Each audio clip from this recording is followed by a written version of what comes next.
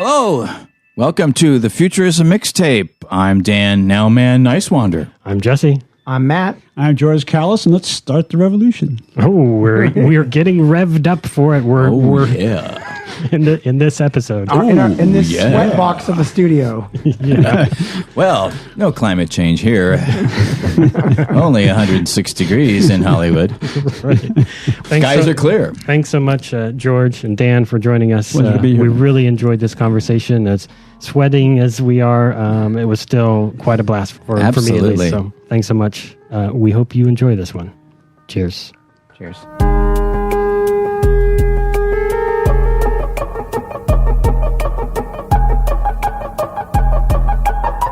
Sound great on the mic, Dan.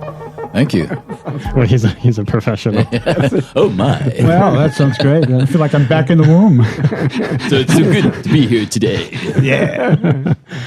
Yeah, on this sweaty Saturday afternoon, right? we're really boiling up here. So, hey, once we start a worker co-op, maybe we can get air conditioning. Be the first thing on our list. Who do I apply to get a co-op here so I get some fucking rights, get some fucking air conditioning in here? Yeah. Jesse's the owner of this fucking thing. Yeah. Oh, wait, he pays rent for this. Well, we need non-capitalism capital. That's right, exactly. We really need a cool capitalism. That's Yeah. right. Cool. You got to take cool capital away from the capitalists. Yeah, that's right. That's right. So today, talking about worker-directed co-ops, democratic workplaces. Imagine that. I mean, it's not hard for me to imagine, but I think in my experience, my working life, I haven't had the good fortune to work in a democratic workplace. The place that I work now, which is the University of California, as we've mentioned a lot here. Matt works at another campus for University of California. Mm-hmm. It's supposed to be a public place, but it's, oh boy, is it hierarchical. Yeah. Yes, I think we all four of us have our experiences in that very kind of environment. Yes, we all come from the slave civilization. All slave workers. Well, the thing is, when you think you work at a university, you think like you're going to work in this open, transparent, a democratic workplace. And the only place I get to experience is that when I'm not around administrators. And that's like in the classroom. That's like the only time that I feel like that I'm actually experiencing some type of democratic sovereignty. But we can see at the university, at least, it's very hierarchical. It's got lots of different status. So like we have like acting assistants, professors, associate professors, full professors, distinguished professors. Yeah. So these massive hierarchies that give people different apertures. Yeah. And then the admins who control all the purse strings. And they set the profile of how money's used, which is incredibly anti-democratic. Yeah. There's no participatory budget in the UC system. There's not like a meeting saying like, okay, here's our budget for this year. Let's go ahead and decide how we're going to use it. That's been decided by the administrators. Right. And then they have this town hall to discuss these things. To tell Which has already been fucking decided. Tell you what they decided. That's how our whole process Yeah. works. I mean, that's why there's the red flags on Kamala Harris. Because supposedly she seems reluctant to support Bernie Sanders' a single payer health care bill. Well, and she didn't run on. She didn't run on single payer in her life. I mean, she ran for Senate. She didn't mention single payer at all. So it's hard to know. Once again, is she part of that 95% that are entirely transactional politicians that are just about moving things around like Frank Underwood? And I think this is the problem: is we really want a democratic space. Because I think, one of the ways in which I always explain students the notion of anarchy is a camping trip with your friends, right? Yeah. So if you're on a camping trip with your friends, you get to actually experience utopia because there's a division of labor, but it's based on choice, based on volunteerism. Right. And so someone who's really tall is going to put up the tent. Someone good at cooking is going to cook. The person that's good at fishing is going to fish. The person the good storyteller will develop the story. Yes. And if someone's not working, you'll tease them. Yeah. But there's a social contract theory in that. That's Which right. is that you should be pitching in with obviously unjust that you're sitting around farting and shit. And so I think There is a time and a place for that. There is. Or just eating all the Close marshmallows. to the fire. Yes, that's right. Well, actually, you want to be careful if you're doing that around the fire. If someone's maybe- giving your maybe- girlfriend the eye, you just give them the other eye. Yeah, maybe that. But I think that demonstrates what people really want. the specialization of labor here, division of labor theft. So the guy who's doing the farting, we just have him, relight the campfire every so often if he can't do anything else. Yes, exactly. Of course, he's got to be fed beans by the guy who cooked. To your point, though, that's exactly how the structures break down, because more and more people seem to be aware of the fact, okay, you're talking about democracy. We represent democracy in our own country. We represent democracy in other countries. And then you do exactly the opposite. You know what I mean? Every day. And then if you start to take an interest in history and you go back and look at history, you say, oh, we didn't do that in South America. Oh, No. we didn't do that in colonial America. Right, exactly. On and on and on. Right. So as more people start to understand this, then the system just collapses under its own feet. You also back to history here. Dan is absolutely right. In fact, I'm just writing something on Facebook yesterday in response to this whole issue about democracy and defining it. Technically, as far as I'm concerned, we never had one here, technically. What we That's really right, have no. is kind of a liberal, conservative, capitalist republic That's right. that really constrains it. And Wouldn't that be when you call it neoliberal, neoconservative? neoliberal, neoconservative. It's the new form. It's highly efficient. And it's kind of like you're talking about the UC system. It really doesn't stand for University of California, but University of Capitalism.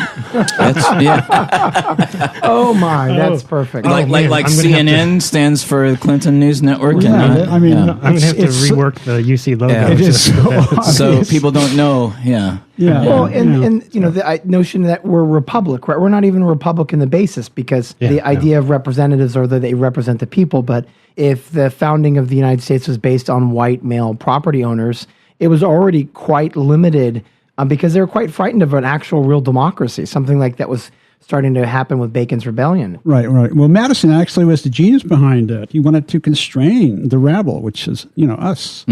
Yeah. And that was how he set up the whole system. He was a genius, actually, of setting up what I would consider the marketplace as a prison. Where if you're a landed property owner, slave owner, you're the only one who qualifies to have representation. Nobody else counts, and that's on the history book. That's how we started so-called this republic. And today it seems like there's a kind of a regurgitation of God bless America, patriotism, and somehow that aligns with democracy. When in fact that's not what we really Not have. at all. I grew up in a lot of different small towns and rural areas, primarily in Ohio and Indiana, but also a little Oklahoma, a little Florida. And, there was in many situations, literally the community store, which was called the market, the local little marketplace, owned by a family. And you go in there and we'd buy our bubble gum and buy our soda pop. And then we'd take the bottles back and get money so we can buy more gum and soda pop. Right. You know what I mean? And it was very communal. I mean, and that was our view of the market. We didn't understand the bigger picture that was going on, and that was childhood. Well, these two good gentlemen here, Matt and George, are imparting those lessons that they probably hadn't even really spent time on, even through high school, right? I think a lot of folks. Right. I think I was fortunate. We talked about this before in previous episode of having a good political science teacher in high school, right? And I think that was key to my political development and my political awareness as a young person, as a 15 to 18-year-old. But I know that was just luck that I had a talented and impassioned teacher at that age. But I think a lot of people don't get that, especially now in the horrid conditions that a lot of folks are subject to in high schools. Yeah, you're addressing something in conventional academia where, until recently anyway, when I say conventional, even in social science, political science, history, there's a lot of censorship that happens. That's kind of by default, maybe not intentional. But I even address that in my class to my students. Is that, I take a survey, how many guys I teach at community college, coming from high school. And the typical K through 12 American civics book is this, 500-pound corporate publisher, costs you $5 from Texas. from Texas Book Depository. But anyway, the point is that these books have actually been reviewed, and it's a very famous sociologist by the name of Dr. Lowen. It's called "The Lies My Teacher Told Me." It came out some years ago. Wow. He actually went through, I think, like 10 or 12 standard K through 12 civics books, or actually, I think it was high school books on American history and government, and most of them he said were either wrong, filled with myths. This whole issue we're having now with the racist acts in Charlottesville, a lot of these books kind of gloss over this issue of institutional racism. In fact, some of them don't even talk about it, or they glorify, or if you will, twist the actual history of the Civil War as somehow being by default. Poor guys, the South got ripped off, and The KKK is hardly even talked about, if at all. Wow. Well, I'd say some of this is the fact that the people that are making these final decisions about the edits on the books are political kind of appointments. Yes. They're not actually historians. Right. And so they clearly want to highlight the idea that they have about the country, which doesn't involve genocide and slavery. Right. Yeah, and recently George here turned me on to a segment that Chris Hedges did on RT, and he literally went to one of my hometowns and told the story that Michael Moore didn't go into detail on, because that had a similar storyline of what happened in Flint with the automotive industry. I mean, they lost tens of thousands of jobs in the 80s and then everything by the 2000s. And he finally went to the hometown there, basically, of some of my family, and talked to some people there, and it was...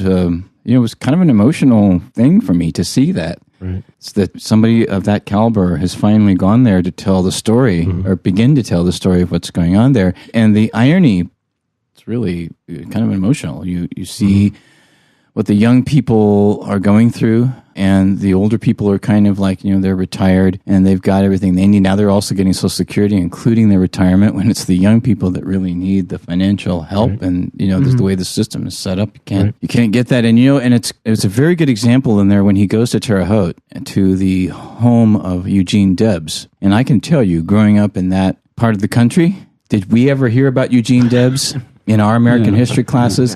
No, not at all. And yet he lived in Terre Haute, just south of where we were. Yeah. And then he got a couple million votes while in prison. That's right. That's exactly. Even while he was in prison. That is a story that's just not told. I have an idea this occurs to me. Then I think some more socialist-minded professors, some teachers like George. Maybe there needs to be a worker cooperative that publishes our job is textbooks. to spawn critical thinking revolutionaries. Let's get to the point here. I mean, being a really radical person, I tell my students, really, it's a mathematical term. You want to get to the point, get to the root of our problems. And I've noticed one thing about millennials: they like that because they're really tired of being bullshitted. Yeah, that's totally true. And they want to get to the point because they have a huge amount of monumental, crisis on the horizon. Political, economic, environmental, everything. Yeah. And so they don't need K through 12, Texas Book Depository books that don't tell them anything. That's right. A Disneyland world of America. We all love each other. Well, that's why also, too, that millennials will ask me, likewise, for alternatives, because CNN, MSNBC... it's not just Fox News. I mean, they don't tell them anything. It's not speaking to their anxieties. That's right. It's just not speaking to their anxieties. I mean, the philosopher Wittgenstein said that the real role of the university is to ask the question why.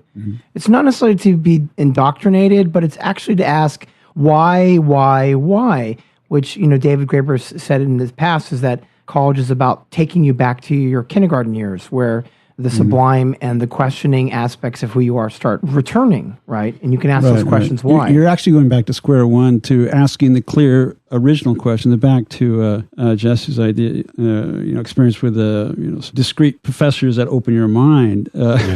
What's happening is critical thinking asks certain fundamental questions, especially in the realm of politics, because what we're talking about here has been kind of a subtle censorship where we've actually depoliticized the population and not politicize them in the sense of making them critical thinkers and then empowering them. That's what politicization means to me. You empower people to engage as citizens in a democracy. That was one of the original classical ideas. And what we've done is made them into spectators. That's right. And the first step, which is only the first step, is enlightenment. Yes. I mean, it's like, and I can look back at my own life and see that, and it was a series of steps, and they had to go very deep before it finally would fully engulf my whole being. What age did you guys first learn about worker co-ops or cooperative workplaces? Well, for me, it was just the way my family was raised. I'm a second-generation Greek American, and as I've said before, that my father taught me that democracy is a Greek word, but he meant it also in a sense, not just technically, but also culturally, in that there is a sense of egalitarianism. We all sit at the table together.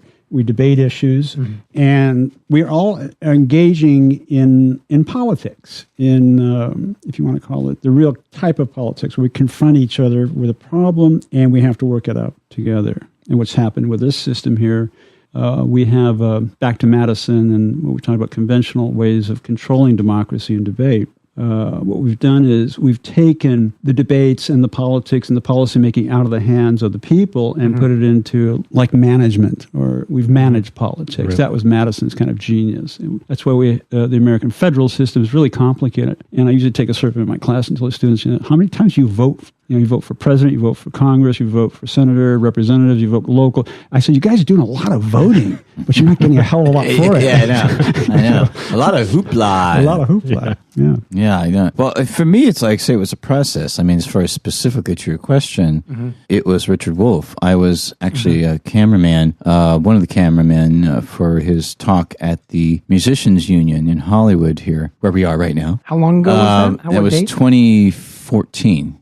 So obviously, while I'm, got the camera on, I'm listening intently, and there were many times I was going, yes! And I thought, and somebody had actually, I was associated with KPFK FM as the acting, I guess, director of the Community Advisory Board. So I knew of Wolff, right? But that was really when he was just being introduced, to the radio community, and I started listening. I started realizing, hey, this guy makes a lot of sense. He's talking about democracy in the workplace, which, immediately you're going back in time, your experiences, and thinking, looking back, well, I didn't experience what he's talking about. Right. This makes perfect sense, and I didn't really experience that.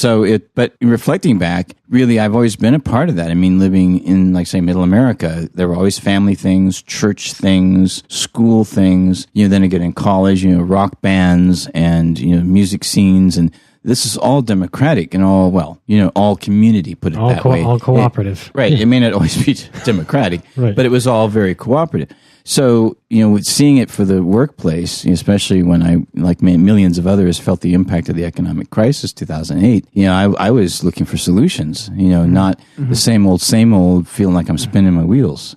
I mean, for me, Jesse and I went to school at Western. There was a food co-op. Oh, yeah.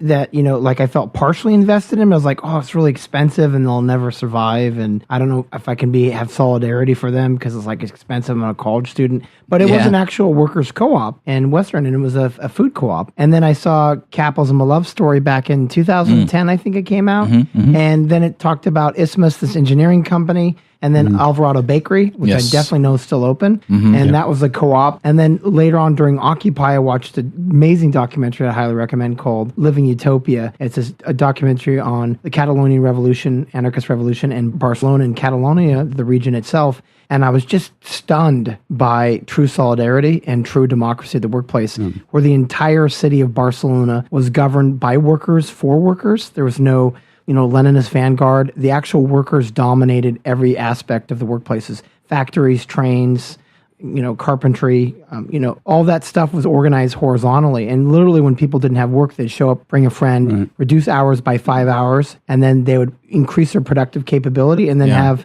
full employment. What's the name of that film again? It's called Living Utopia. It's probably the best documentary I've ever seen on anarchy. It's in Spanish and actually interviews. Oh, wow. It actually interviews, real life anarchists that were involved in the Catalonian Revolution in 1936. Also, I want to make a point that for your American audience, they've been kind of brainwashed. The anarchy is chaos. They're not the same thing. Exactly. Technically, anarchy essentially is cooperative governance. Right, exactly. It does have structure. It does have order to it. So it's not just this willy-nilly thing. And of course, that, as you know, came out of the anti-leftist Red Scares. That's right. And I learned more about what it really is during Occupy from people like Noam Chomsky, who put it in much clearer terms than anything I'd gotten previously.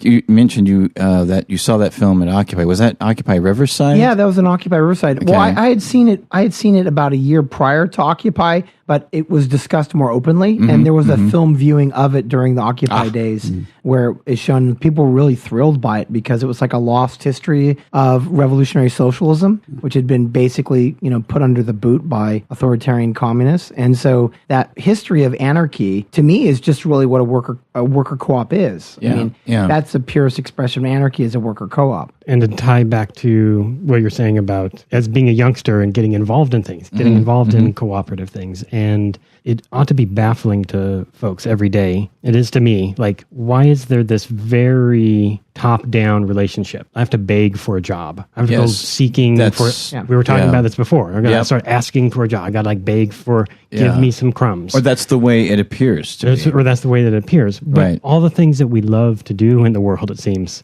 we do cooperatively, right? That's right. So I think, has this come up for either of you in the classroom for younger folks? Have they expressed a sense of despair with or disgust with, the work? Well, my class is one of the things that we get into the first few weeks is we go kind of through a series of glossaries I have. We talk about basic political economic concepts like capitalism, socialism, communism, anarchism. We talk about political philosophical ideas in terms which a lot of us really don't dwell on. For example, like the concept of what liberty really means. What is freedom? Because Americans love to use it's almost like a secular religion here. Right. Yeah. But what they don't understand is that technically there are really two types of liberty. There's the liberal conservative version. They interpret it as the free market concept. Liberty is highly constrained by the freedom to accumulate property and hoard wealth and all that stuff. Freedom to be a dick. Right. And, the problem is that it creates a contradiction in their definition, because we're talking about definitions, and those are very important. And then there is what we call liberty is liberation, the different concept altogether that does not put property or profits before people. It's liberating people together. Yes. But, the classical liberal concept was, it's the individualist. But ironically, that individualist is really, it's a fiction. Yeah, that kind of individualism. It's not the same thing as individuality. There's a big distinction. That's true. Yeah, what are you, the last person on the planet? Well, exactly. That's right. Yeah. But that's the Robinson Crusoe myth that came out of that era. That's the framing that I use. So if I teach for my Introduction to Rhetoric course what I call the 4 civic stances: conservatism, liberalism, libertarianism, which I identify as right libertarianism, and then anarchism. And I basically tell them that these first 3 sets before anarchy are all about equality of opportunity, not actual equality, right? So, like, not equality of outcome. Exactly, and equity, notions of equity. So you can be a dick. That's your freedom. You can actually make negative solidarity. Yeah, you can make negative solidarity part of the process, and when you don't have to. It's actually, I think that there's a term called negative and positive liberty. The negative liberty is what we're talking about when they talk about property rights and this and that over people or of society. Positive liberty is actually the form that gets towards liberation, that you're part of a social whole, even though you are you have individuality. You're not separate from society. So there's that's why they call it like libertarian socialism. I have a notion of where responsibility ties in there too. How does exactly of those 3, right? The first 3, where's the responsibility? None, except for your own self-interest. That's the issue of negative liberty. You disavow responsibility and consequences for your freedom of action. Right. And so if I say, I'm free to exploit everybody in this room and get away with it, their argument say, then we all can do it. Well, the problem is it tears society apart. Yeah.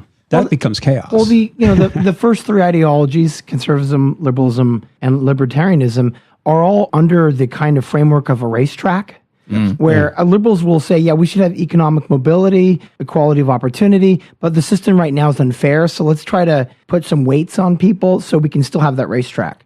Right. Whereas anarchy is still a race. We're still a racetrack. And we see this in our discussion of education. So, for instance, whether it's Obama or Bush, the actual framing metaphor of education is that of a racetrack. So no child left behind, race to the top. It's all under the guise of competition. Whereas if you're an anarchist and you look at education, you think of it as gardening. Right, so you want to develop every tomato and fruit plant, and you want to develop every tomato. Again, it goes back or to potatoes for potato, the caucus, right? Yeah, it goes back to what we're saying here. You just cannot cherry pick the concept of freedom or liberty without consequence, without the social context, and that's what they did in the 17th and 18th century. That's what these Western philosophers did. Now, again, I'm not blaming them, but that's how they saw the world. And people like John Locke, he was a slave owner. Okay, I mean, he was looking at people as property, but a different class of people. So, as a philosopher, and that's what philosophers do, they question the meaning of words and concepts. They also try to define the dominant meaning and then premise a philosophy on that. And that's kind of what Locke did for the, if you want to call it the English liberal class at that time. That's, you know,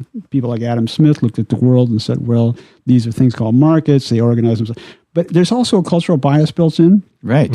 I mean, there are indigenous people that have no concept of what Western concept of property. That's right. You know, exactly. You cannot own nature. You cannot own the air or the land. That's you right. cannot enclose it.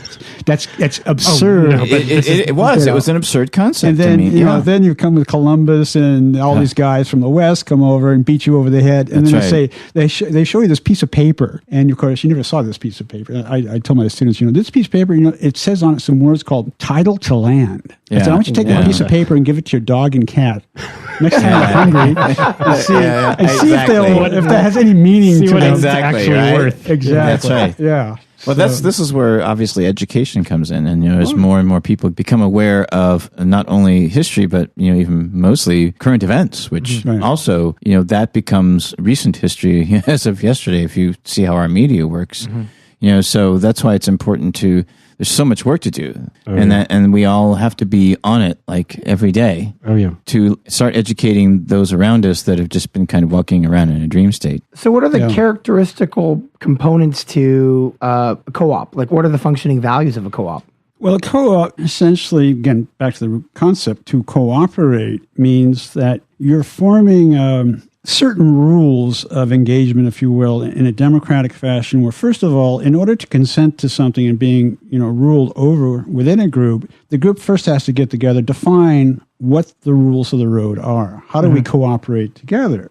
And it's not really rocket science. It's like, it's actually kind of very natural that since we're social beings, we have to bring our minds together. You know, it's like, as I say, you have 10 minds on one problem. You have more, you know, effective use of critical thinking to solve a problem. What happens is the egalitarian aspect of a co-op is that you bring people together on a level playing field, conceptually, okay?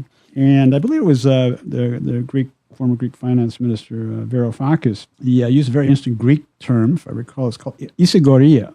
And it meant essentially that everybody is equal at the table, whether you're a rich man, a poor man, literate, illiterate. You all come here and you have essentially the right to bring to the table, without censorship or fear or whatever, like a safe zone, to discuss an issue. And then you build on it. It's like we're fleshing out a social problem. For example, like the environmental crisis we're having.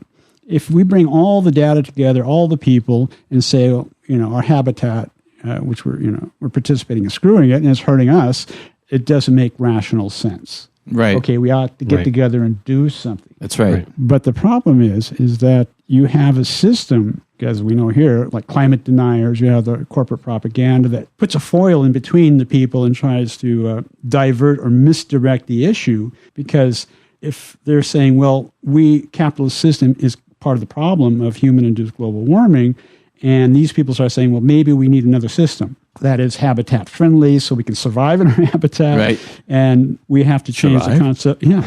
We have to change the concept of profit before people and people and habitat before profit. So that brings together, again, kind of circling back to your question about co-op, on a global level, asking the world as a co-op, what do we do for human survival? Right.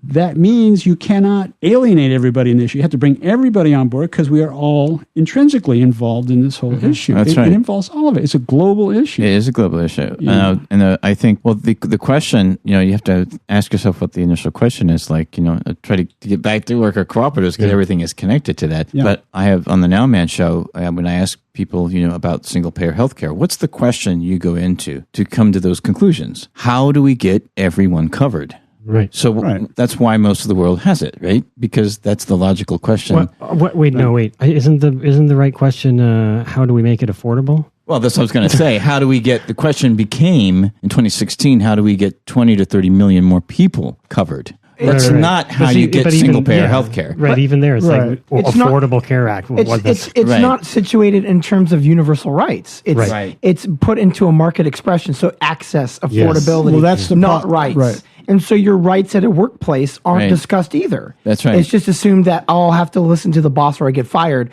or if I piss off the boss's friend, I'm going to get fired too. Right. And so it's implicated immediately in fear. Right. So there's a disciplinary component in marketplace, workplace. Well, that's why people need to be educated about the fact that, as George talked about earlier, they have to be politicized in the process of getting educated, because the reason why we don't have that question to solve that very important issue, which is also economic, is because people aren't politicized enough. They're afraid because of our history with the McCarthyism and the fear of the Soviet Red Scare and the evil whatever. Instead of looking at the totalitarianism, which is part of our own government right now, it doesn't matter whether it's capitalism, socialism, or feudalism, whatever, communism. If you've got totalitarians running the system, you got a problem. That's your problem. Right. So it is getting back to the co-op thing. In my show, I try to now, in conversations like this, when I get to the end, I say, okay, what are the short-term solutions? What are the long-term solutions? And it always ends up with worker cooperatives, because that's a way to get people engaged in the process of doing something to make a change, even if they might think what they're doing isn't political, while it actually has to be political. Well, in the sense that the political sense of this has to do with governance. That's, who controls what, and how are the controlling decisions made. Now, a cooperative or democratic level, the horizontal egalitarian level, everybody is included in the decision-making process. That's the theory, anyway. Okay. And that's why you ask people to cooperate in the sense of bringing to the table these issues so we can all flesh them out. Now, the problem with defining cooperatives within an anti-cooperative system of competition. Here, this is one of the contradictions that everybody faces and which confuses them. The capitalist system, in one sense, is competition for profit. That's right. Okay. You're not cooperating. You're competing against the other guy to get what you can. That's not cooperation. Right. The boys with the most toys within a life wins kind of situation. It's not even the workers who are competing. No, yeah, the workers actually don't even have any say. No, it's the people who are setting. It's a rigged system. Yeah. Okay. The lunatics are in the hall.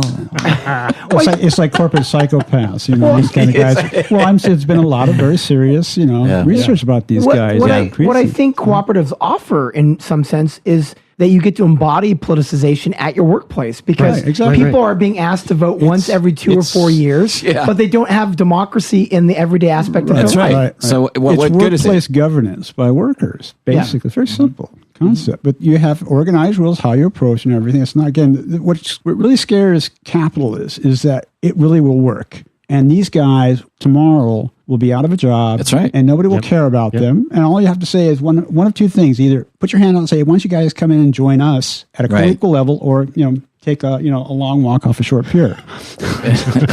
Well, I think it just, once people realize, again, that's the educational component. Once they realize they have a choice, and Professor Richard Wolff, by the way, for those who may not know, he's a huge advocate for the worker cooperatives and has been for decades. Yeah. Right. And that was why, he created Democracy at Work, which is a advocacy sort of group for worker cooperatives. But basically, he talks about this actually in the lecture that I was a cameraman on. And he says, think about the option that you have. Work for a capitalist corporation, just going to steal from you, top down, or work for a worker cooperative where you have you're part of the decision making democratically and what goes on. And where do you think people are going to go once they know they have the choices? Right. Yeah. How do we get there? How do we get to a place where broadly that's even perceived as a choice? Yeah. Like the city of Los Angeles. Like, how are we going to suddenly move to co-op? In practical terms, co-ops have been around for a long time. As we know, there's the multi-billion-dollar Mondragon cooperative that's been established in the Basque Country in northern Spain for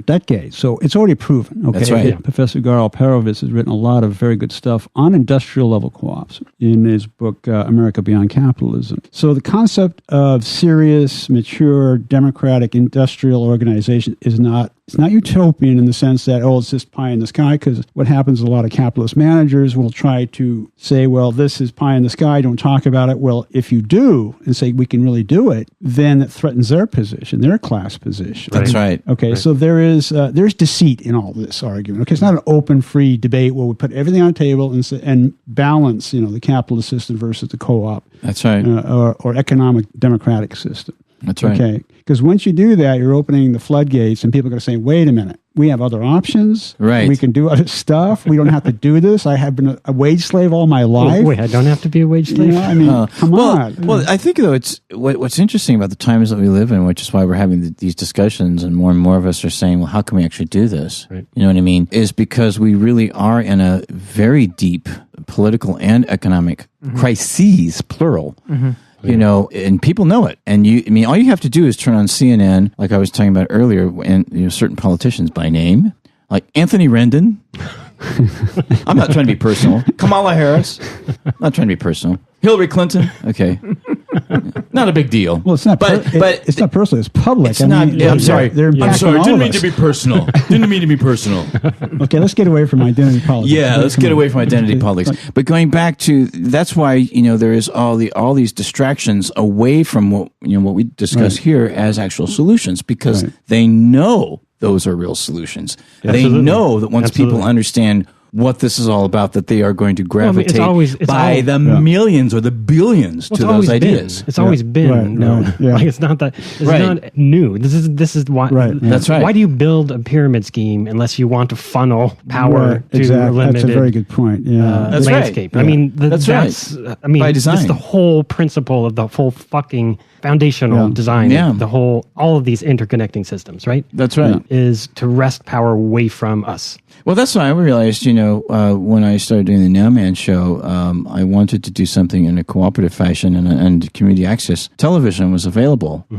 I even did an internet radio show for a while, but it was just too much work. And when I first heard Wolf talk about this, I really wanted, to be a part of a worker cooperative. I kind of even fantasized about, going to Spain and all that kind of stuff. Right. And then all of a sudden, he has this democracy at work thing on me. Yes.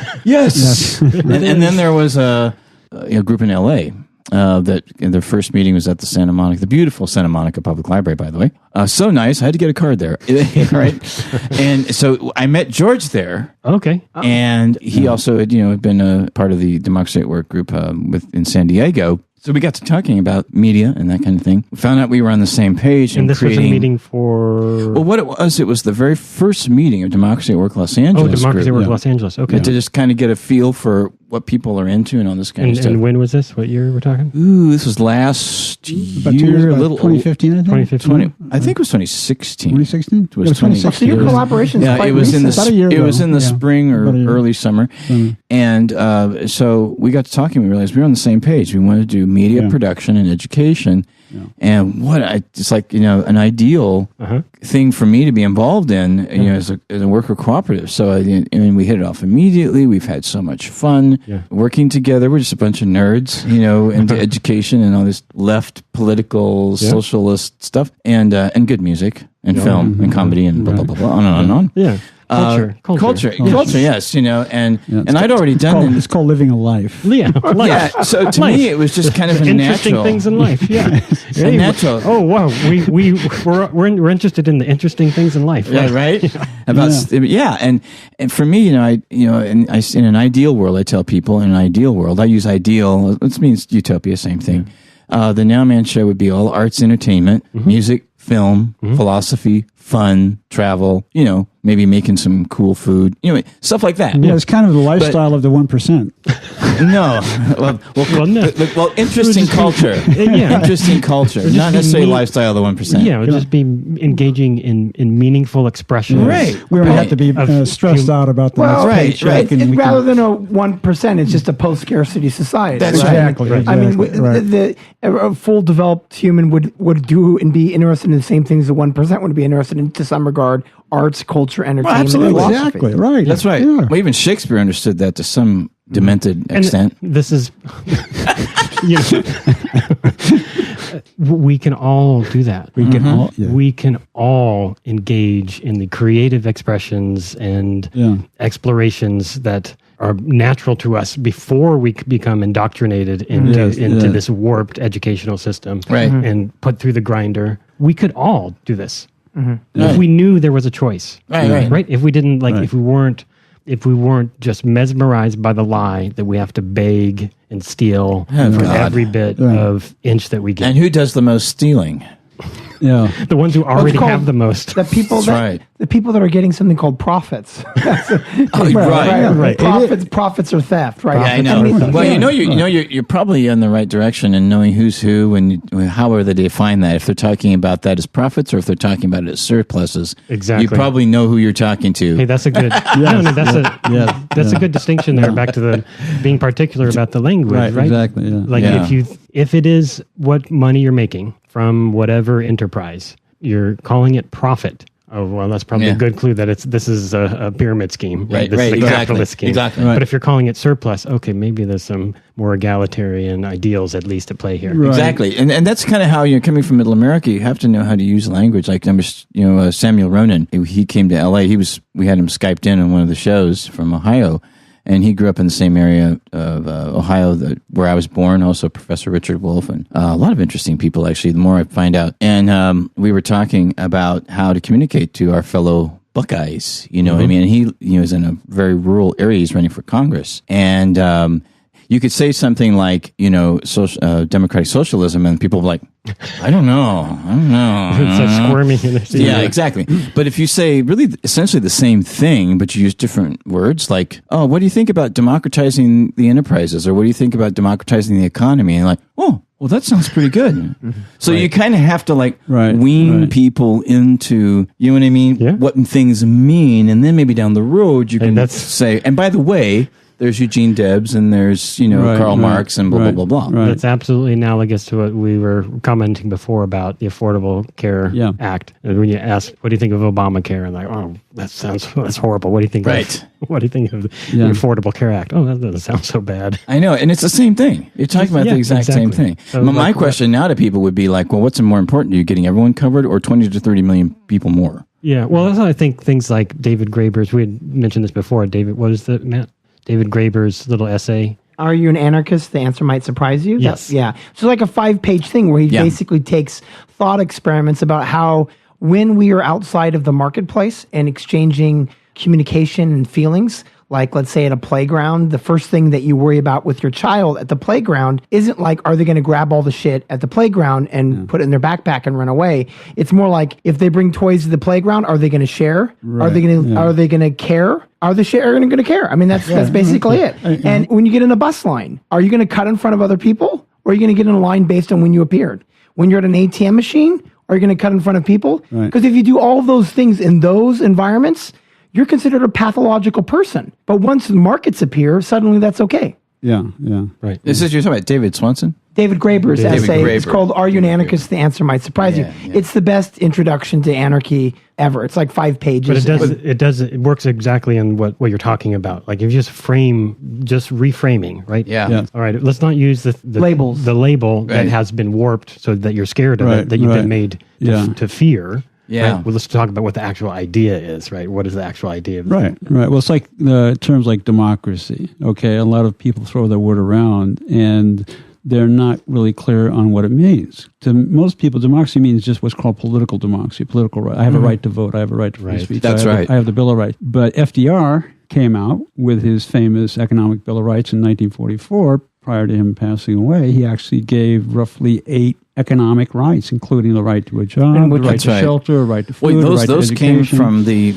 and those came from the left. It wasn't FDR. It came they came from the Universal Declaration of Human Rights. And also it's the notion of positive liberty, that that government doesn't just take away rights, it can actually create new rights, economic rights. Well, if it was democratic. If it's nature of... But we're talking about when as FDR... long as it's totalitarian in the way, then good luck. Yeah, exactly. Yeah. Oh, we were referencing FDR where clearly there was an accountability. Yeah, on the nature of governance, though, that's another thing that has to do more with the right-wing assault on our political language, which has created a lot of massive political confusion over the decades, is that, is big government. No, big government, bad big government. Yes. And, of course, it misdirects the major point. It's not a matter of size of governance, it's the nature of the government. That's right. And the capitalist state has a certain type of governance structure, okay? And that's where you have what's called the corporate-state power relationship. As we know today, it's reflected in our new administration, which is corpocracy. It's really a marriage, an ultimate marriage. That's right. Of an oligarchy and a plutocracy. The president is literally a billionaire businessman who is now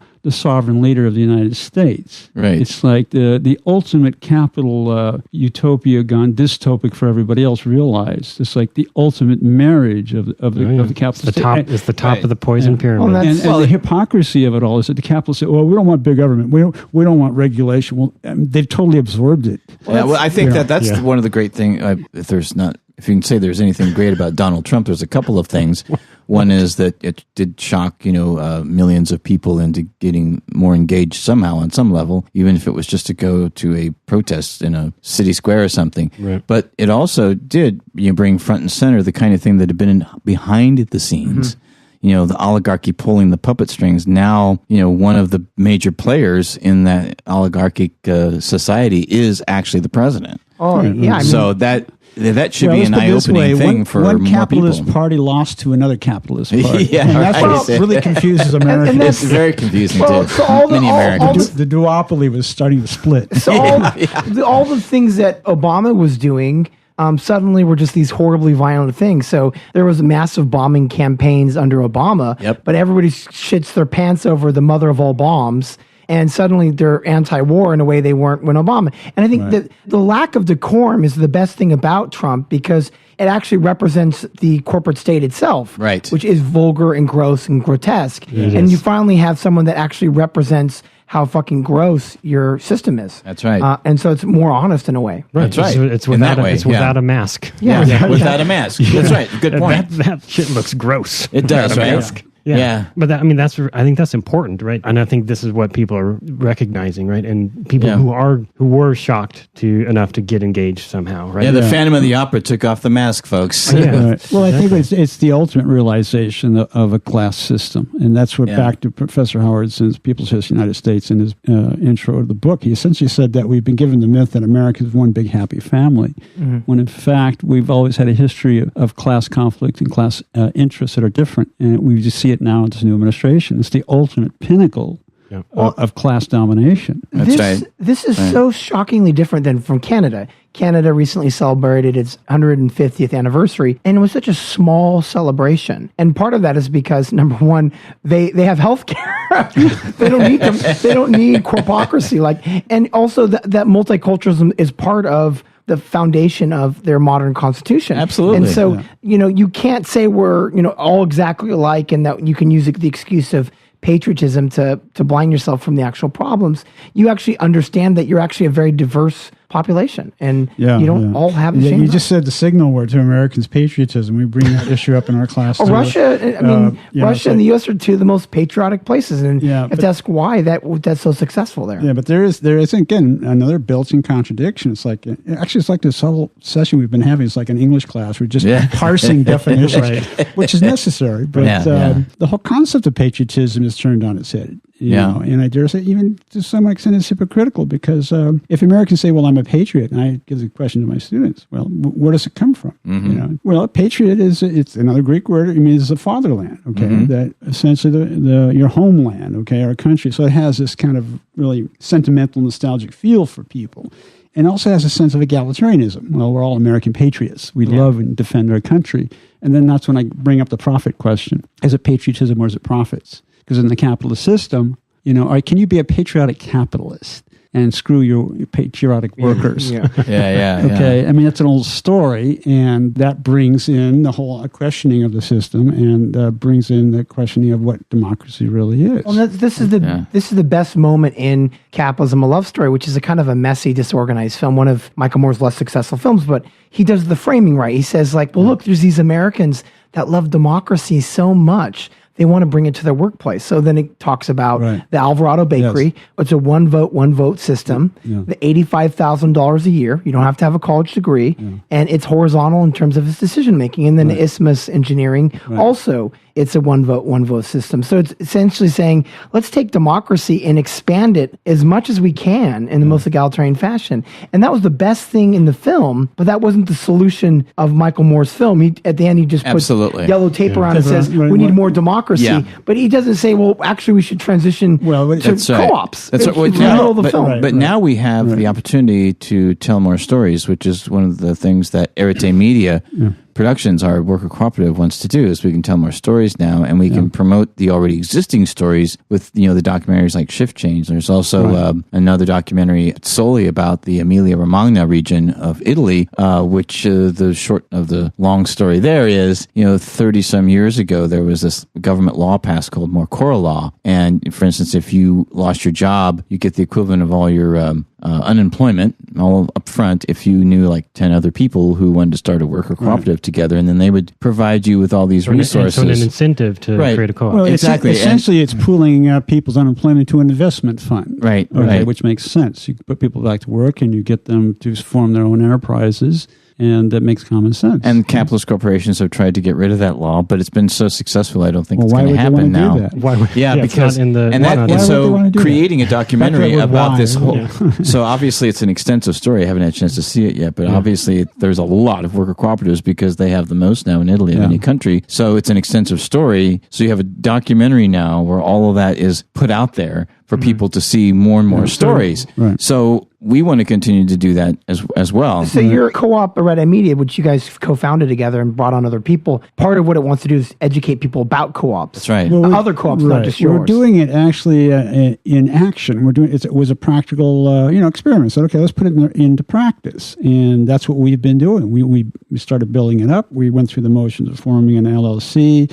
This is another misperception Americans have about co-ops or democratic economic democracy is that and socialism and so forth. First of all, you can be a bunch of socialists and communists from a for-profit enterprise. This might be a big shock to people. The biggest difference is the internal arrangement of governance of how we choose to decide what to invest in, where to invest, what to do with all the profits we all mutually created together. That's right. But you're still out there. You're still competing. What do we do with the surplus? Exactly. Well, It's really right. it's That's not right. rocket science, folks. That's right. they That's say. where the big part of the democratic democratize the decision is. surplus rather That's than the right. profit. Exactly. That's right. Again, And you guys have had people join Arete Media precisely because of their authoritarian workplaces. Like I think you mentioned Yes. where people ripped Yes. off at their prior workplace. in fact, Yes. most of the enthusiasm for joining us comes from all these guys and gals that have worked in the corporate sector. They've all been screwed. It's all been, essentially exploitation, where the surplus has been ripped off. They've been overworked, underpaid, the usual story. And the basic kind of the concept and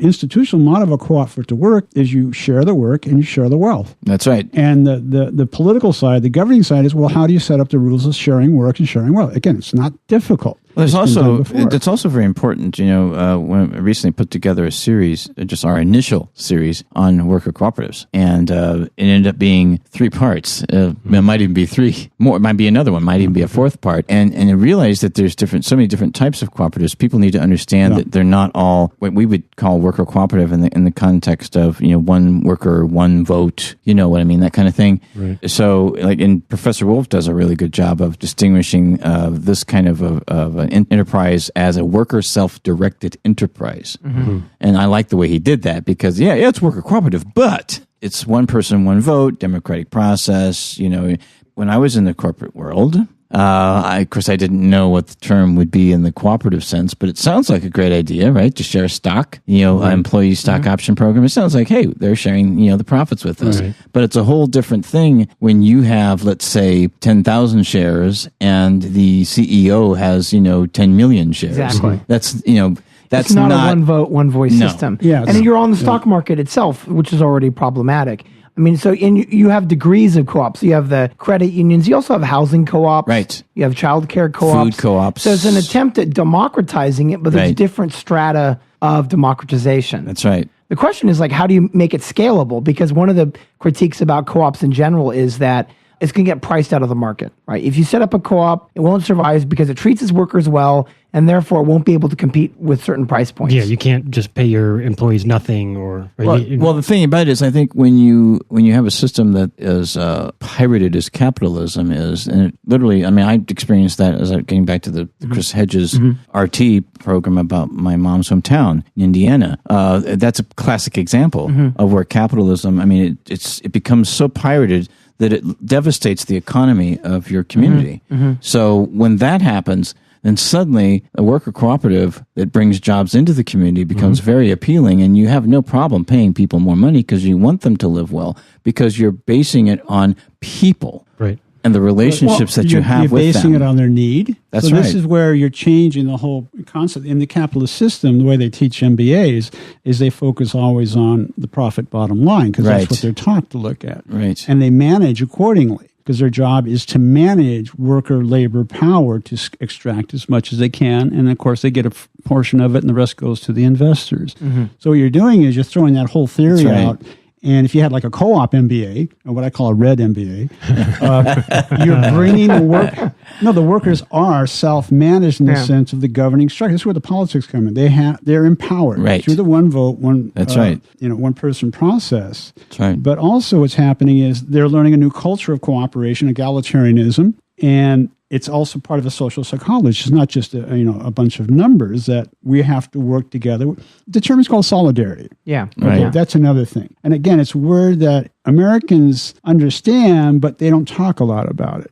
That's it's right. also kind of in a distant way related to their concept of patriotism. Yeah. I tell my students, if you love your country, look at the person next to you. I love my fellow American. Okay, well, put your money where your mouth is. That's so to right. speak. It's fun, but that's the whole point. Are you going to share it with them? So the values are there, but once again, I still have to beg the point, which is scalability. So let's say if your Cheesecake Factory opened up a place, you can buy the real estate outright, right? And so you don't have to deal with a lease, right? And then you can expropriate the profits and put it on the stock market. So what's really good about small business, and we know this is for every $10 spent, 8 of it stays in the community. So we know that there's a democratic multiplier effect for small businesses. But once again, how do you compete within this existing system of totalitarian capitalism? That is one of the problems, is that it's kind of like a microeconomy in an overarching macro capitalist system. That's right. And that's one of the problems for a lot of co-ops, because they do have to compete in the pre-existing market. And it's kind of actually unfair, because that market is dominant the way it's run. Absolutely. So subsidized. Yeah, that's part of the domination process. Paperwork process is easier for them than a small business. Right. Yeah. So, and the idea also is the capitalists don't want you to succeed. And that's one of the things. If you do, and it catches like wildfire, that everybody, all industries can start doing this, we form co-op federations, then you start expanding the scale from a microeconomy to a macroeconomy that starts challenging the entire pre-existing economic structure. Isn't really, I mean, we've talked about this in prior episodes, but that co-ops can be networked with other types of foundational ideas. So like the community land trusts. So if you went into an area like Flint, Michigan, which is totally devastated, but has usable buildings, and you have a city council and a mayor that wants to set up eminent domain and take over these spaces and end the enclosure movement and create essentially community land development trusts where you can start up co-ops that don't have to pay huge amounts to keep their business open. That's right. Because of property and leases and all of that. That might be networked to make that scalability possible. Might be in some of the cities that are the most devastated from neoliberal global capitalism, because they have the buildings, they just need the political will to actually I should bring in Liz Ryder sometime, and we can have this discussion, because she works with a group called Lucy.coop. And that's a Los Angeles union cooperative initiatives. And she's also part of a national movement as well in the worker cooperative, creation of worker cooperatives. And one of the areas they're focusing on is conversion. In other words, and Professor Wolf, major mentor for me, goes into this in detail, where there's a lot of small businesses where people, they get old, they want to retire, they don't want to do it anymore, and they don't necessarily have siblings that or children that others that want to continue the business, and they're maybe hesitant about turning it over to somebody they don't know. So finding those people, which and there's a lot of them now, because a lot of the baby boomers are in retirement age, 60 something or 70, and they're wanting to retire. And so there's a lot of businesses potentially that could be converted to worker cooperatives. So they're already existing businesses. Because part of the challenge of creating a worker cooperative is just like if you were creating a capitalist. Same capital. Thing. You need to build a business, right? So if there's opportunities to transform existing businesses, capitalist businesses, into cooperatives. And conversion could also be like, in the sense of what you're talking about. And by the way, I'm glad you mentioned that, because it isn't just Flint. It isn't just Detroit. It isn't just Cleveland, Youngstown, Anderson, Indiana, or Newark, New Jersey. There is a lot of places. And one of the areas that they should be, maybe if they're not already doing it, is just finding where all these different communities are, where they could reach out to the community and maybe create housing co-ops. Well, especially when there's mass vacancy. So parts of San Bernardino have 40% vacancy. There you go. And There's another one. Detroit has as many empty buildings as used buildings. That's right. So the electrical equipment, the buildings are there. So all of the stuff is there to create Yep. a kind of scalability Right. Yep. that you can't in like LA, where LA is just devoured by private property. Right. So right. what do we think would be necessary to help for scalability, like politically? What we're talking about here is a confluence of simultaneous things happening in different Right. institutional realms like politics and economics. We're talking about the economic part, okay? Right. Where you're going through the motions, creating an enterprise, putting in its internal cooperative structure. Now, on the larger, what we call institutional level, the jargon we use in social science, is that, okay, how do you expand this to entire society and country? Now, the political side of it, like you just alluded to, is you already have pre-existing capitalist politicians in power. That means that they are privatized, hired guns for lobbyists. So that means that one of the other issues is how do you replace them? How do you start transforming and changing the political legal institutions that have legitimated the capitalist economic system into a cooperative system? And in fact, I just wrote a short Facebook reply on this issue about the capitalist legal system in crisis. Because when the economic system is in crisis, so is the political institutions, Absolutely. and so is the legal system. Because the legal system, as we know it today, is a capitalist legal system. It's based on protection of corporate property rights. That's right. Over, environmental rights, whatever. Now that's slowly changing, but look at the Supreme Court's major historical decisions, creating corporate personhood. Oh my gosh. Most of the lawyers, by the way, are highly paid corporate lawyers. You Exactly. don't have public defenders anymore, or you don't have civil rights attorneys paid as much, if at That's all. right. So even within the legal profession, it's a highly structured system of control, and it's paid for by capitalists. Okay, so how do you change it? Well, one way is, of course, is to try to get political, social movements in line with the cooperative movement, where you start getting out there and say, wait a minute, we have to restructure our entire laws back to the idea, instead of subsidizing private corporations, start forcing politicians to take public funds and start subsidizing community cooperative enterprises. Yeah, that's It's like right. the Marcora law. Essentially, Yeah, like the Marcora law. democratizing markets. And Well, and you could talk about post-capitalism, but it's obvious, and I think Richard Wolff's right, is that you've got to think about how you can democratize or create a system of market socialism, and co-ops That's right. allow for that transitional point. That's right. And also, too, a big part of the, I should say, Labour Party manifesto, Jeremy Corbyn and that group UK. in the UK, is worker cooperatives. And a lot of that is the conversion idea that I was talking about earlier is, already existing businesses to make it easier, just say to the workers, hey, why don't we just talk to you about buying this company so that, if the owners want to sell out, then they'll sell to you. Right. And then set it up as a worker cooperative that way. And then you'll grow the cooperative movement that much faster. Of course, and again, obviously, because it's part of the manifesto, it's done deliberately, to politicize. Right.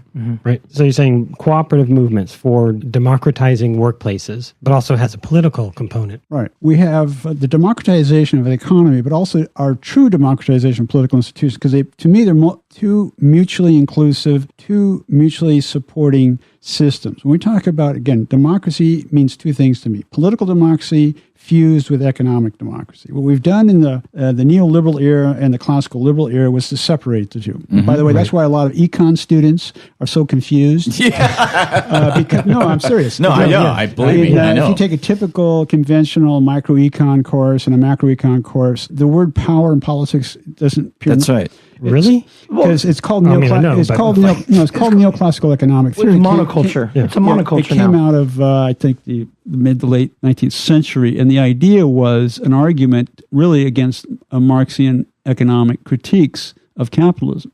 So with I think it was called John Marshall, I think, is Marshallian economics. What he tried to do is mathematize it. He said, we're not going to talk about politics. Just talk about Right. the We talk numbers. about a theory of supply and demand. Right. And Well, see, a theory US of Americans- putting markets in, and it's really a Disneyland Yeah, right. idea It's of also- economics. It's Yeah. not real. It's not sociological. That's right. And what's happened in 2008, all the conventional textbooks in some universities were thrown out because Yeah. they could not predict the crash. Yeah. Well, and it's interesting you say that Wolf had Thomas Newman. I think Is it his was last- Michael Hudson. Was it the No, the Newman's his last name. But he was talking about, when he was getting his doctorate in economics from NYU, he was at the same time working as an analyst at Chase Bank on Yeah, Wall Street. and he's telling his professors, like, wait a minute, this is not. You're saying you're teaching that this is how the economy works, and I can tell you right away this is not how it works. Yeah, exactly. Well, that's the other problem is that it's been disclosed that what we call conventional economics as a science, it's not a science, first of all. It's a pseudoscience. It's really masquerading as a business ideology. Mm-hmm. Exactly. That's all it really is. And that's really what's been highlighted since the '08 crash. And I think it was the University of Manchester in England. The students actually rebelled. They threw out the textbook. They said, Great. this is garbage. And that's Great. And that's what actually is documented in good detail in the book by Alex Williams and Cernick in terms of inventing the future. Is that the Mont Pelerin Society did this diffusion process where they changed the economic departments from being heterodox, which was winning all the debates, to a kind of right libertarian von Hayekian perspective. Economics is a math. And there's a funny meme that floated up on Facebook, which is terms from sociology about markets and terms from business and economics departments about the terms, and they're neutralized in terms of their political affect. Right. Well, not only that, they're subtly political, but they parade as being apolitical and amoral. I call them actually amoral, immoral, because the outcomes tend to be unethical and immoral consequences, like trashing the habitat for profit.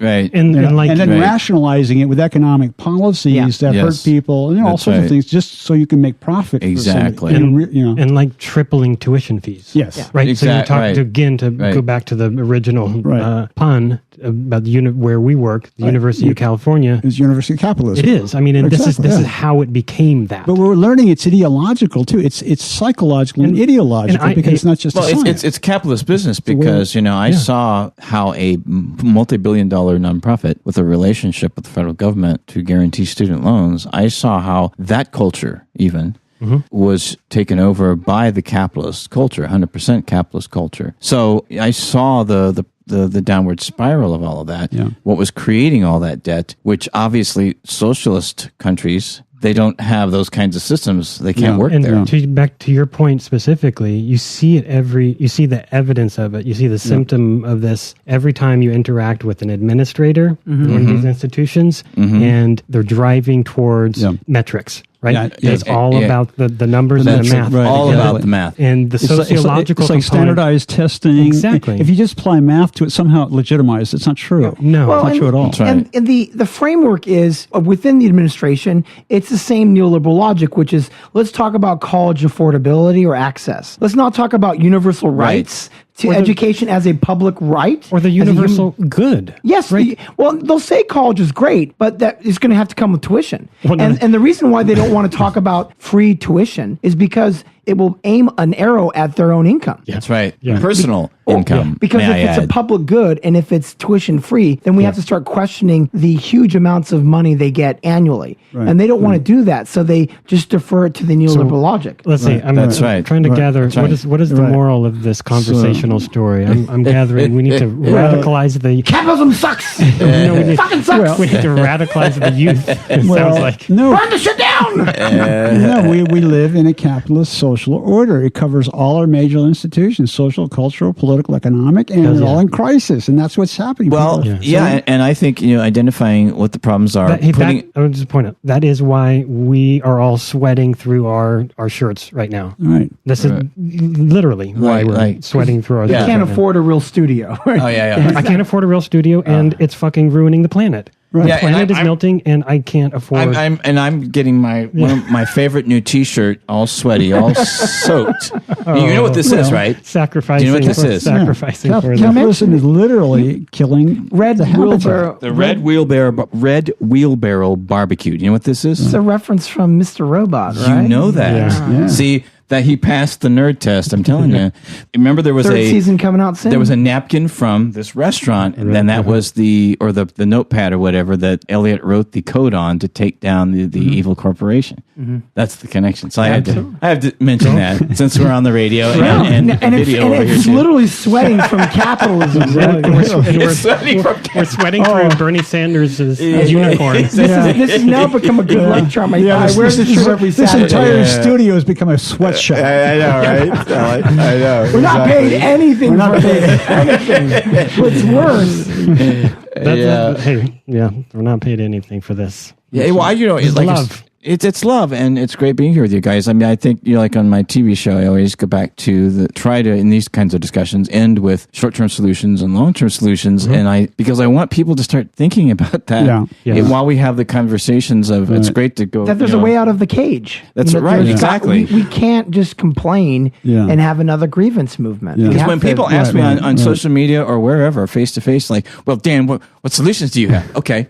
Short term, universal basic income, at least for a couple of years or more. Put money in people's pockets who actually need the cash right now, which includes a lot of entrepreneurs and students, I think we ought to go etc. back to FDR's economic bill of rights. It was very simple. Yeah. Okay. Well, I mean, that's a philosophy. You have to actually have something to put into place. I understand, but you need, when you say something has a right, some people have a right to a job or food or shelter, that means the government now has to enforce it. That's right. That puts pressure on the economic system. Right. And that's what these guys don't want. See, if people have a right to a job, if a small farmer has a right to go out and plow his field and not be intimidated by agribusiness monopolies, if you have a right to an education, then you gotta go out and you gotta pay for it.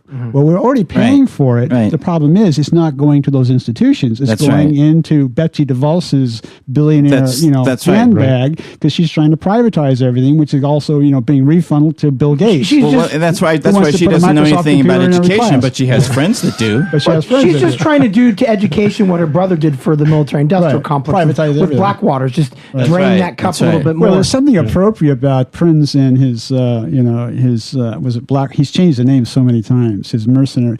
Oh, the mercenary. What he's actually addressed is that war is a criminal enterprise. Absolutely, it's a racket. It's a racket. It's a racket. War is a racket.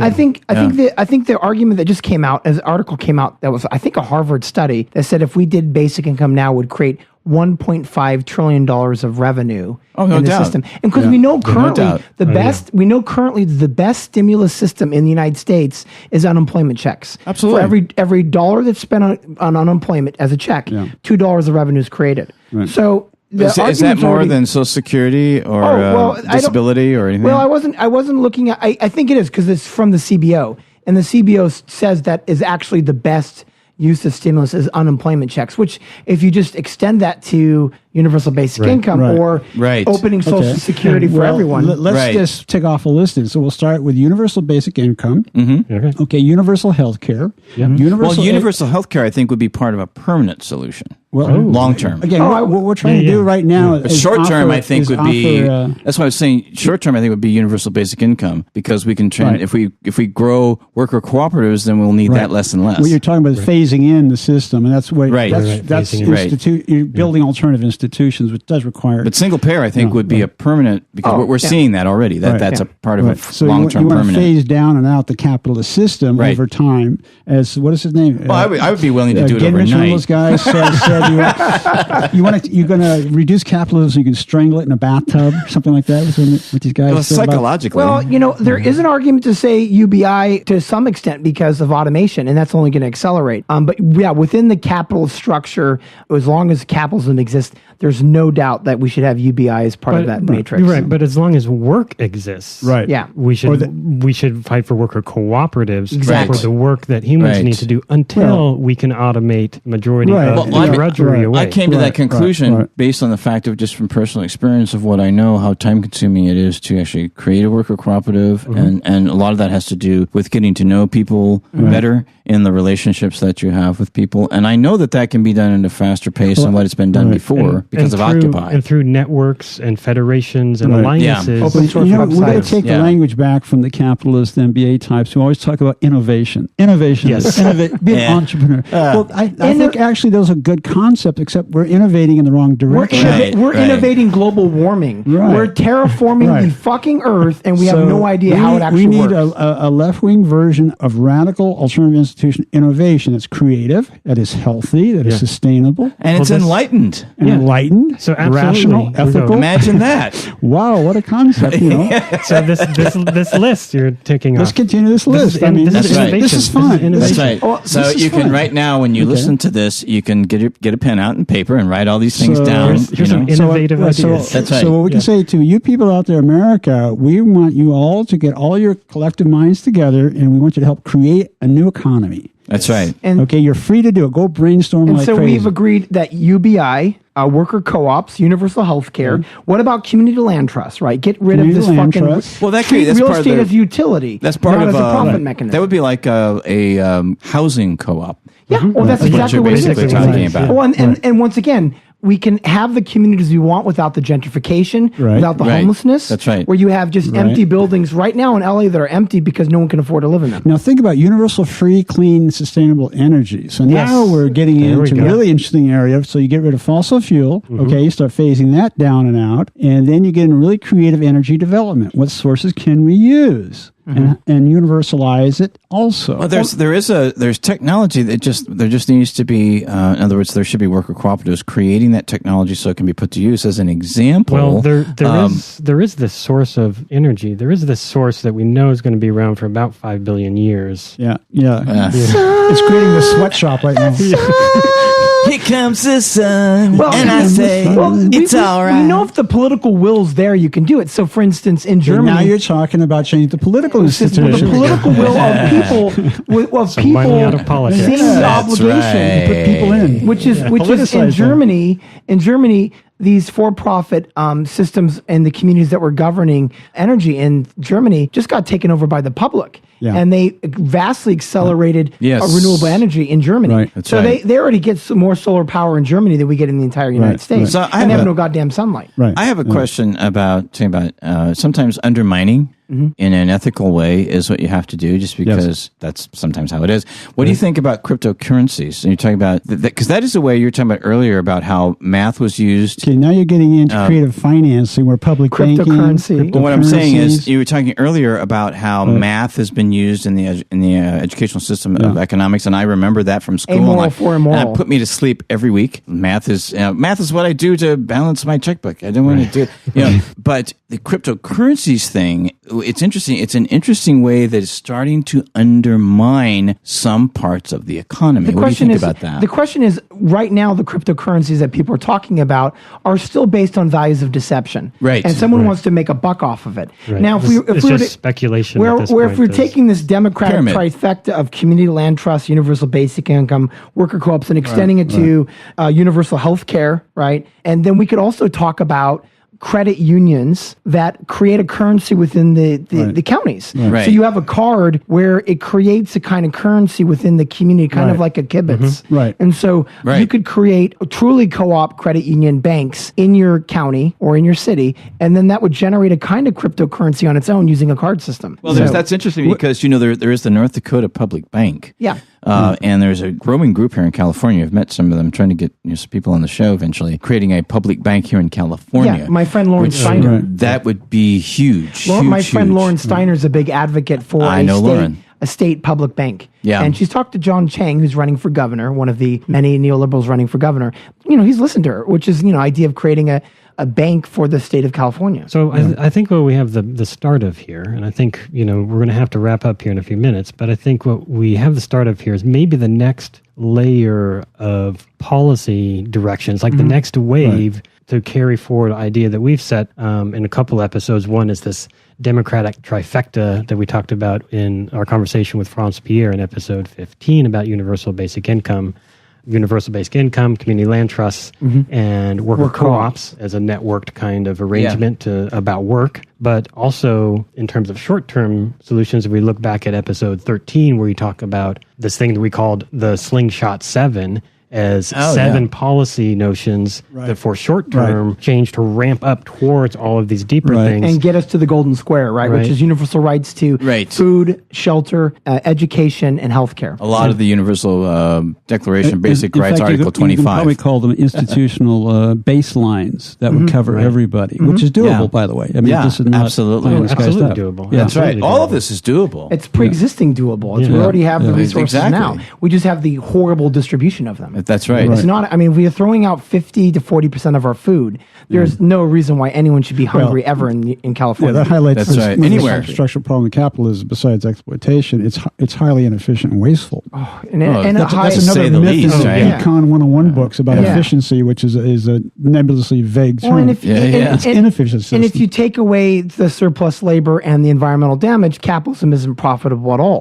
Yeah. To make that profit, it has to do these things. Well, they which have to exploiting absorb their- the costs of what they call the externalities. Yes, yeah. So what you would do in your new economic thinking is you get rid of the false division between internal, external, or But externality. it's a science. The Right. externality is part of the come whole on. equation.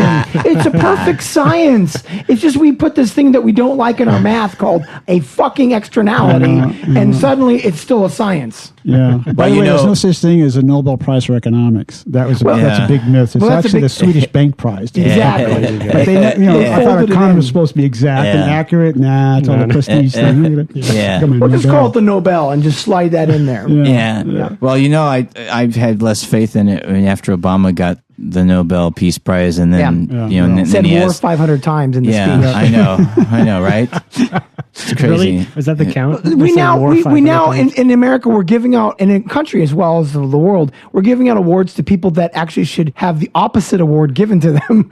That's right. Go back to Professor Yeah. Howard Zinn. He once said he looked at the world and said, "You know what's wrong in the world? We got the wrong people who are leaders. That's right. Bad people." Well, Robert Shear, the journalist Get the on my wrong people in show, place. he was saying the adults are not minding the store. I like that. It's, The adults don't know what they're Well, I doing. mean, and the other thing Madison and others were worried about was these kind of corrupt ghettos in Britain where the representatives represented only a certain number of people. And by throwing these politicians out, you'd create accountability. But we now know that candidates in Congress, that 92% of the time, if they raise the most money, they win. Yeah. So there is the rotten boroughs of Britain, which Yeah. is what the United States was founded at getting rid of, is actually the rotten boroughs of corporate money. Yeah, of Well, it's course. ridiculous. If money is more important than actual free speech.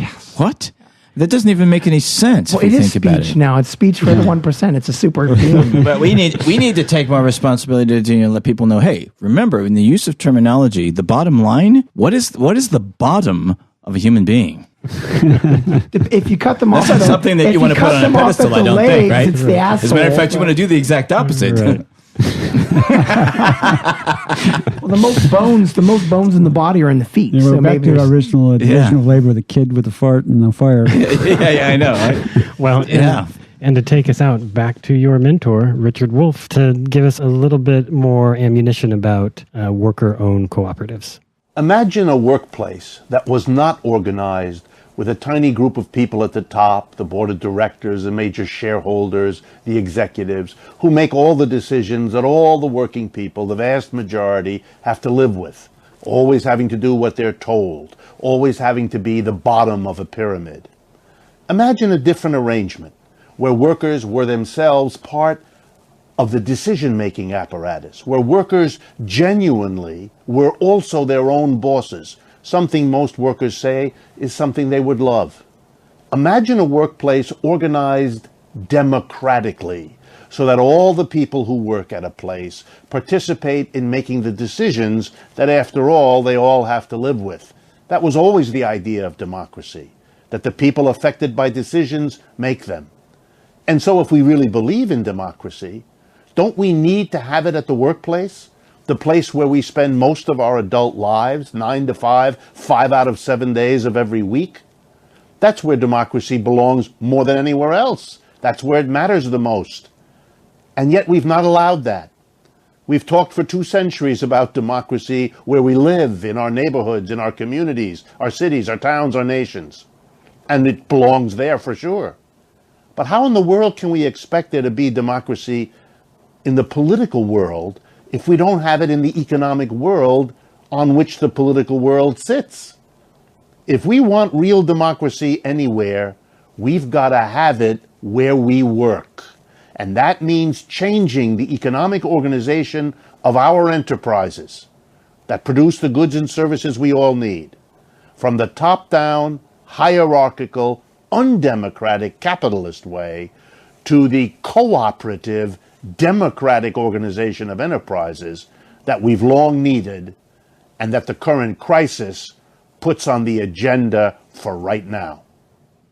Let's imagine that. Let's all start to imagine that. Absolutely. I love the part where he talks Yeah. about that the economics sit on top of that political world. Right. That actually brings to the question of, I tell my students this, think about being the ones who will create a new constitution. We need a second republic. Yes. Get rid of this businessman's document created by Madison. It's just a piece of paper. Aren't we You too can big? redraft a whole new one. Aren't we That too That big includes economic for democracy. That includes all these issues. Oh, and expand the rights, Right. political and economic rights. Aren't we bigger than a republic now? I mean, technically, shouldn't we be doing something more?